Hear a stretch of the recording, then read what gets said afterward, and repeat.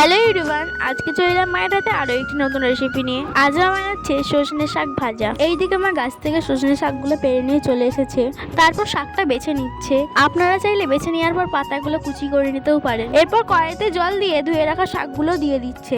এরপর পরিমাণ মতো লবণ দিয়ে ঢাকা দিয়ে সিদ্ধ করে নিতে হবে। আপনারা জানেন এই শাক ভাজাটি আরো একটি পদ্ধতি আছে, আপনারা যদি দেখতে চান আমাকে অবশ্যই কমেন্টে জানাবেন।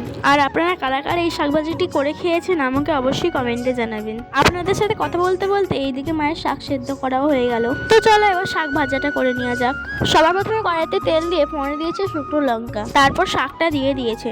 আপনারা সবাই জানেন এই শাকটির অনেক উপকারিতা আছে, যার জন্য এই শাকটা একটু কষা কষা হয়। তাই একটু মিষ্টি দিয়ে দেখবেন, যার কারণে স্বাদটা অনেকটা ভালো লাগে। মা এখানে বাতাসা দিয়েছে, আপনারা চাইলে চিনিও দিতে পারেন। এরপর শাকটা ভাজা ভাজা হয়ে গেলে উপর দিয়ে একটু কাঁচা সর্ষের তেল ছড়িয়ে একটু ভালোভাবে নেড়ে নিয়ে নামিয়ে দিলে রেডি সজনে শাক ভাজা।